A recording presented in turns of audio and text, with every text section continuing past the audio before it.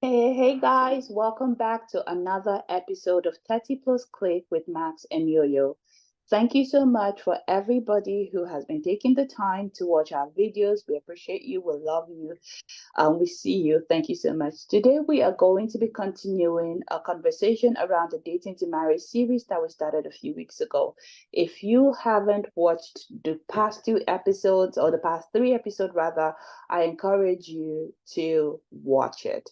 But if you listen to the last episode, I think Ayo and AK touched on a subject that we want to expound upon today, and that is the subject of social media versus reality. And before I go into this conversation, I want to premise this with a story.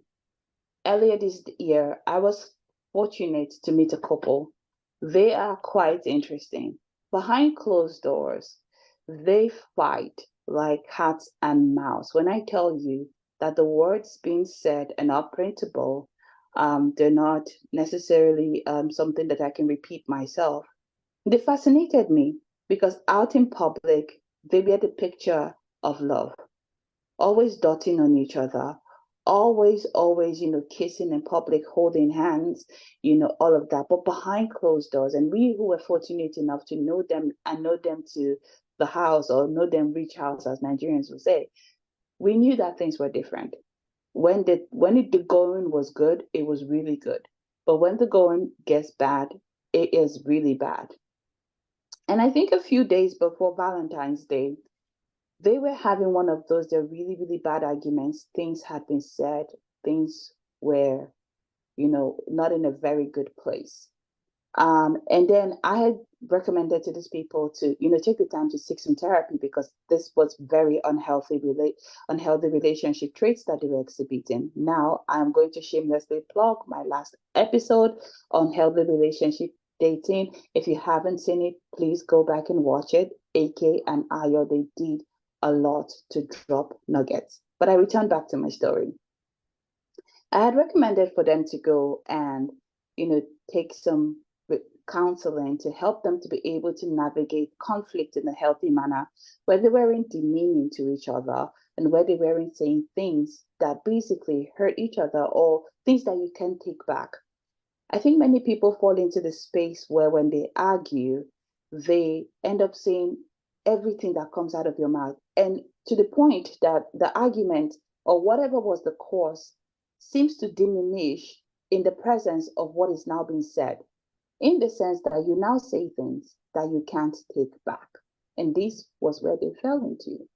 Now you can imagine my surprise when just watching these people the day before Valentine's Day fight and pull down the roof, or listening to the various different sides of the argument.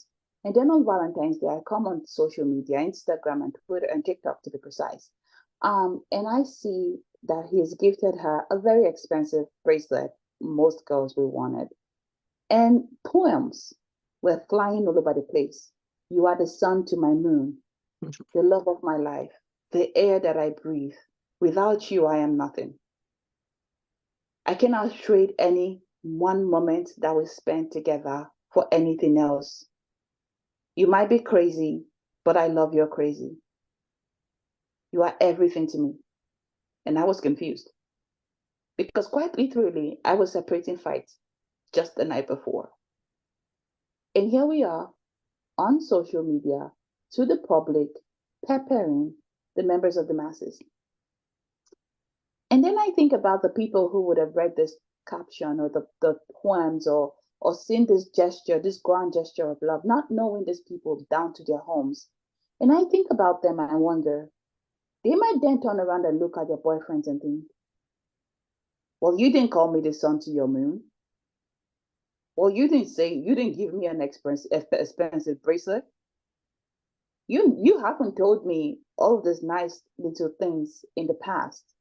And probably they would now look at this couple and think, oh, this is a picture of love. You're not so good to me. And oh, why am I wasting my time with you? Why am I doing this?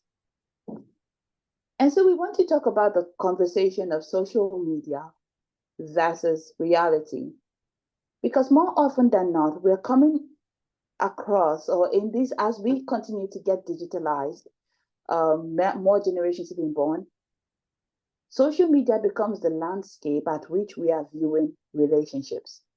Often, social media is a curated experience. Sometimes, as the people who are consuming this curated experience, we find it very difficult to differentiate what is real and what is unreal. And that is what we want to talk about today. Looking at your relationship through the lens of social media. Now I've realized that I've spoken for quite a bit now. So I'm gonna let my co-host who's the most, take it away from here. Well, Max, I really loved your story and I love the way you presented it because it's something that is very common and it's one deception people have come to accept and live with. And so, but I would want to speak about this in the general perspective, not just in the relationship terms, because it takes two people that are lying to themselves to get into a relationship that decides to continue this lies, right? And so as we journey through life, the truth is we can't take our eyes off the word. We can't take our eyes off the subtle competition that is at workplace, that is even in the church, in your neighborhood, among your gender, and among your family. It's just a subtle competition. You want to reach for what you don't have. You want to look like what you're not. You want to be who you're not. And so you begin to fake it, as simple as using filters on your phone. That is not your real face.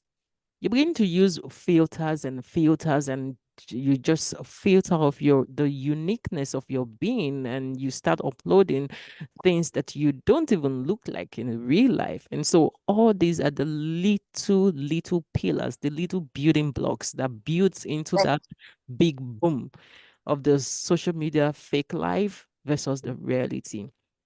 So, it becomes like an habit. You're with your friends and you're telling a story that never existed. You never went out to that place. Nobody ever bought you anything. You just painted this perfect story. And even your mindset would even be afraid of you. Like, I'm scared of this human being.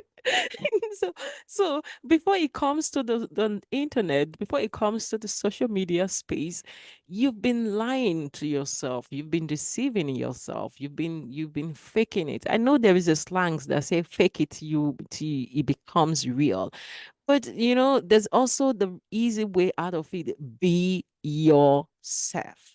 When you're yourself, it's very easy. I always tell people, when you tell the truth, it's so easy. You don't even know when your story becomes consistent, right? But when you're lying, right, you don't even know what you have said previously, and woe betide you if the person that is listening to you just keeps quiet without attacking you and saying that, oh, but that was not what you told me. And you just, in your mind, you're telling a perfect story. But you see, all these little building blocks help you to build that fake life. And by the time you get to the social media space, you want to continue that fakeness. And you see, it happens in so many areas of our lives, not just relationship. And so we're here, 30 plus click. We are real. I know we are growing, but one thing we've promised ourselves is that we will always keep it real. One of the things that, when I was telling my story and, making the introduction to this video, it struck me that actually people in the 30 plus, and I know that this channel is geared towards the 30 plus community, but it then struck me that people in the 30 plus, we have the unique balance of having the life, of understanding what life was like before social media, or before social media as we know it, and now that we are in the social media era. I was like, wow, things were a lot different. Granted, I was not at the age where I could date, but I think that because we have a saying that knowledge is power, but too much knowledge can be crippling at the same time. Because people who were able to date beyond the social or outside of the social media era, they weren't competing with couples from, let's say, the United Kingdom. while they were in Australia, or while they were in, the US, or while they were in Africa or in Nigeria or in Kenya or in Uganda or in, Russia. They were only dating and competing, probably, I would say, forgive me for using that word. I don't have a better one, but with couples who were down their block, you know. And so even if there was a strain to be placed on the relationship, the magnitude of said strain was not, as huge as it is to be dating in the 2020s or the 2024. Whereas you come on social media, you open your Instagram feed, and you see the best pictures. I'm on Instagram. I post pictures. I don't post pictures every day. I'm not an influencer or anything like that. You know, I don't post pictures every day, but I do post the pictures that I think, oh, this looks cute. But I promise you, for every one picture that I posted on Instagram, I did not look like that, the whole time, you know.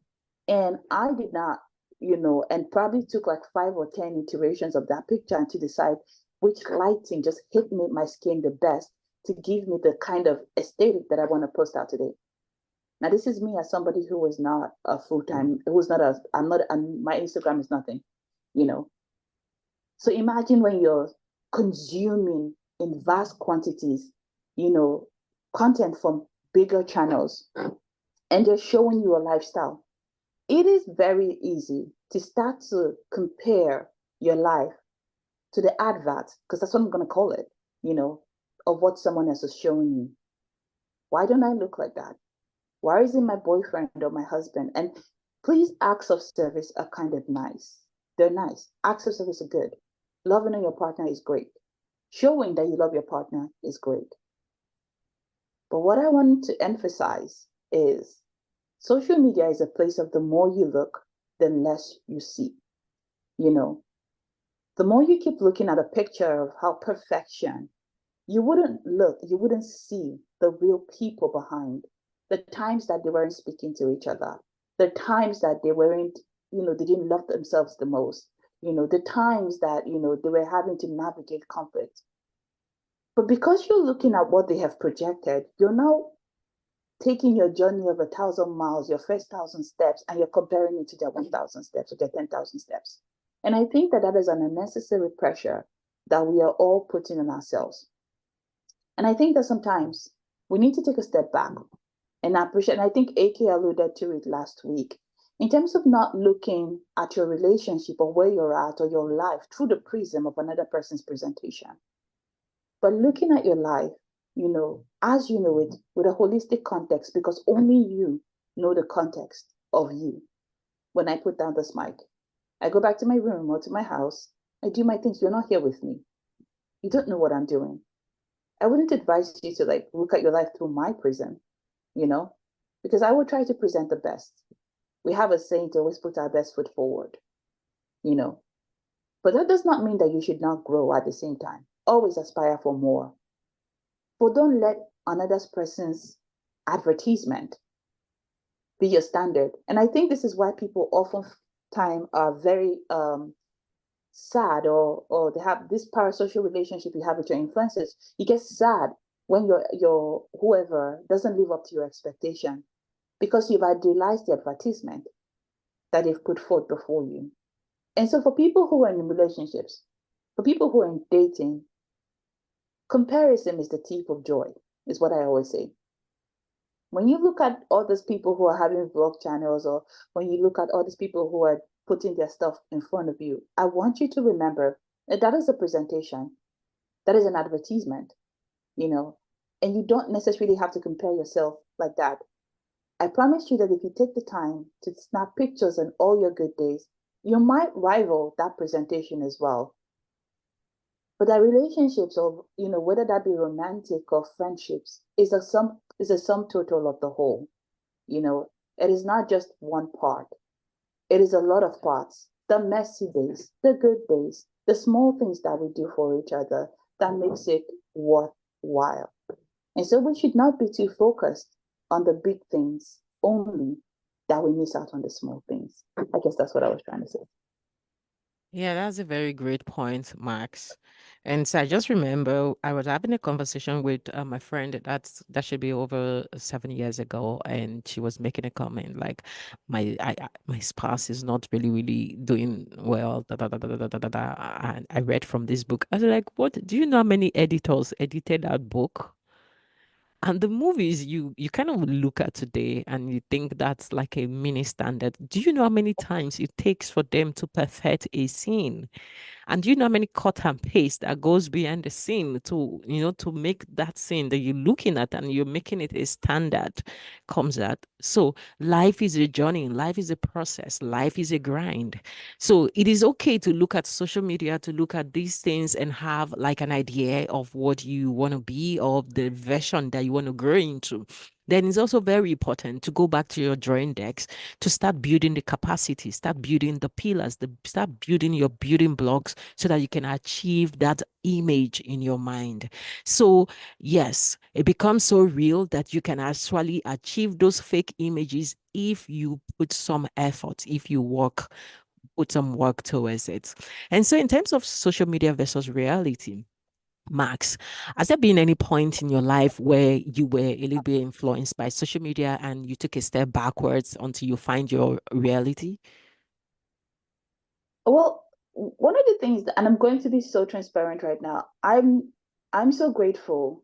I mentioned earlier that we as 30 plusers in the 30 plus clique, we're so unique to be able to live in a time when we were in the pre and before social media and the after social media era.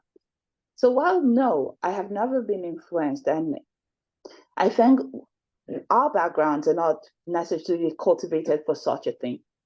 But I have, in terms of non-social media influence, yes. And I'll tell you a story. I was dating a guy, and this is me being honest. We've all been there, or if you haven't, I'm happy for you. But I was once dating a guy. This was not good for me. People told me about it, but when you were in the throngs of love, that very first, I think it was my first love, I hope they don't watch this. Anyway, it was like my first relationship, real relationship. And it was not the best relationship for me at the time, but I was too into him to see it. He didn't give me gifts. I will I had a situation where I would buy myself gifts and tell my friends that he bought me those gifts because I didn't want them to give me the I told you so look. But I realize now as I tell this story that I also was building a fake foundation for them because probably, and I don't know this for sure, they might have looked at the gifts that I bought myself, thinking he bought me this, and go look at their boyfriends and be like, now, why weren't you buying me this? Meanwhile, it was all on a foundation of a lie to begin with. So I tell this story to say that everything in this life, as we say it in back home, na packaging.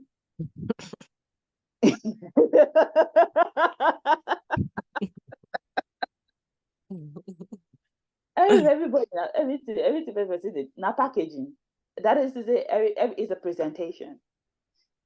And if you continue to compare yourself with another person's packaging, you might have, or you might have the ability to get lost in themselves, you know, and forget about yourself. Now, the question here remains, why would you want to be a carbon copy of somebody else when you can be a standard original version of yourself? That's a take-home assignment. And so it's a food for thought for everyone. My second question to you, Max, would be, well, it would be like a comment. So for those that are already lost in this social media fake life, are there things they can do to find themselves back to reality? I mean, I think today, because of the channel that we're running, we're talking about fake life, social media versus reality from the perspective of course, from the perspective of relationships, but of course, this, of course, cuts across many, many things, even in terms of the way you look, the clothes you buy, da, da, da, there's a lot of things. And honestly, the first thing I would ask yourself, I would say, is to go back to the first thing. Ask yourself and remember your why. You know, why you here in the first place? That is my first question to you. Remember your why.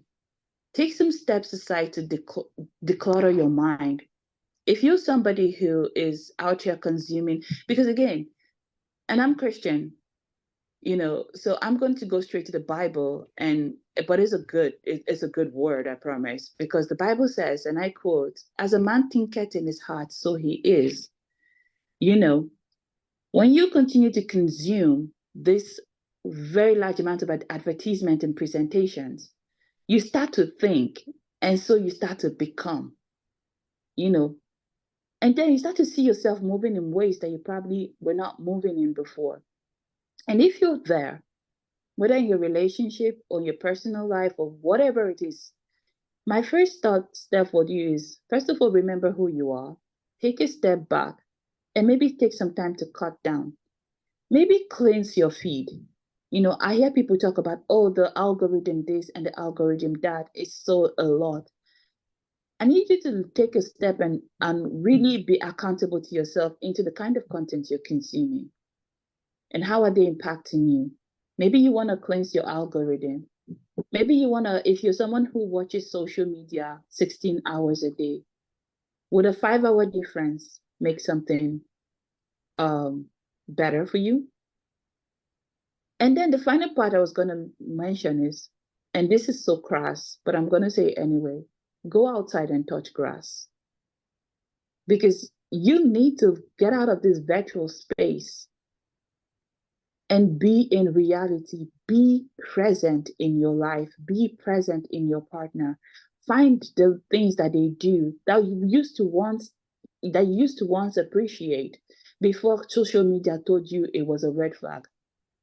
Find those things again, and reappreciate them. The little things, the things that endeared you to them. Of course, again, I'm not advocating for, abusive or whatever kind of relationship. No, I'm advocating for people who are genuinely doing their best with what they have. Please go outside and touch grass. That's all I have to say. Thank you so much for sharing. And also, thank you so much for being real. Please go outside and touch grass. When you touch grass, please leave it in the comment what comes to your mind. Remember, go outside and touch grass. We'd like to hear from you how it felt and what came to your mind after touching the grass.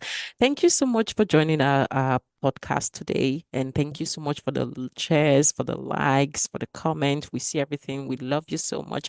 And to our new subscribers, welcome to 30 Plus Click. And we hope you find reality here. And so, yes, to us wishing you a wonderful week. Have a beautiful weekend and take care. Bye. Bye.